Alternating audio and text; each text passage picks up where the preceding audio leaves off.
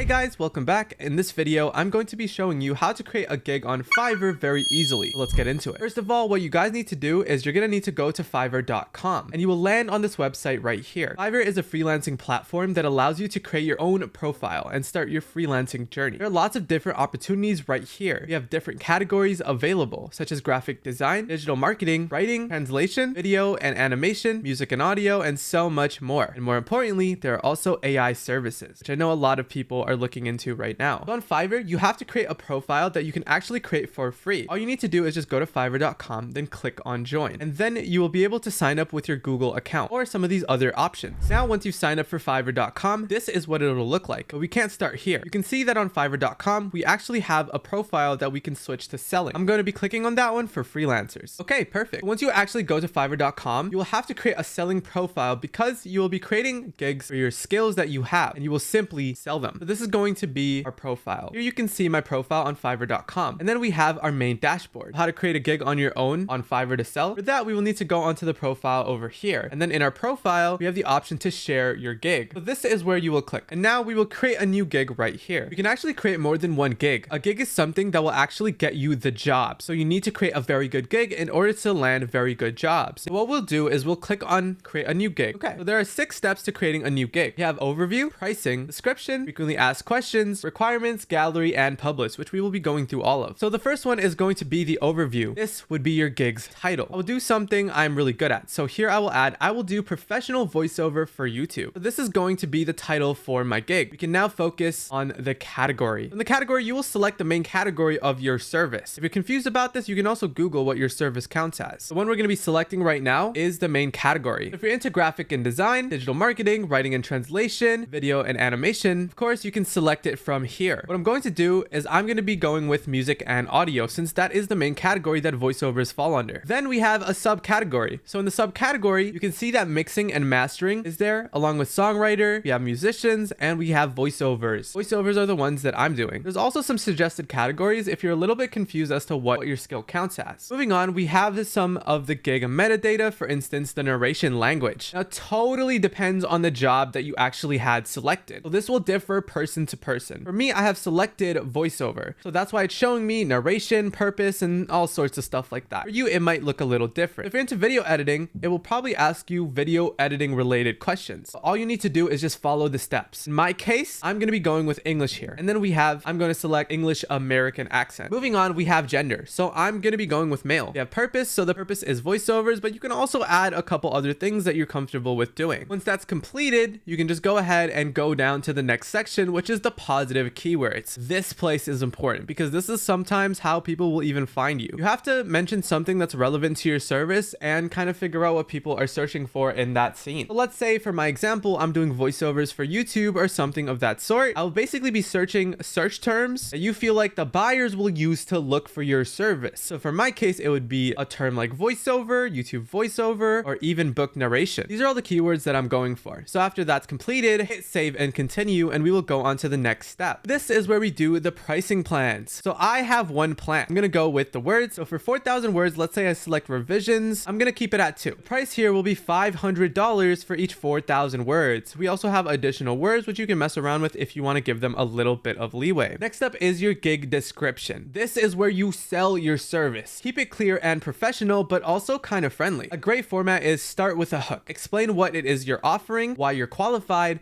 and end it with a call to action. You can also add a frequently asked questions to answer some common questions like delivery time and file formats, but this is something you can build upon as you get more and more people buying your gig. If you want a reference, you can also just search up anybody else's gig in the same niche. So let's say you're doing voiceovers as well. Just search up YouTube voiceover and see what they do and start taking some inspiration. Next up is buyer requirements. Before buyers can place an order, you need to collect some important details. That's where the buyer requirements section comes in handy, asking for the information that you need to even start your gig. For my case, a voiceover gig, this would be asking them to provide a script or maybe a desired tone or style, just like the one I'm typing in right now. Next up is uploading gig media. This is basically the visuals of your gig. If you click on anyone's gig, you'll see there's a lot of images and videos just kind of showcasing what it is they do. Fiverr gigs with high quality images and videos perform so much better. So don't just do the bare minimum. Upload a clean, eye-catching thumbnail and if possible, a short video showcasing your work. For voiceover gigs, upload an audio sample so buyers can hear your quality. And Lastly, once everything is all set and good to go, some of you guys will be prompted with this. This is basically a W-9 form, which is for taxes, making sure you're paying your taxes. So if you're in a different country, this may look completely different to what it's asking me here, but it's simply asking me if I'm a US citizen. And if I am, I have to complete my W-9 form. If I'm not, it's going to take me into a different direction. So choose what applies and go through this yourself. It should be a pretty straightforward process, and it's the same process with anything online. And that's it. From here, you'll be able to publish it and it'll be public for you to share around. You've successfully set up your Fiverr gig. If you found this tutorial helpful, drop a like, subscribe for more content. Good luck making money on Fiverr.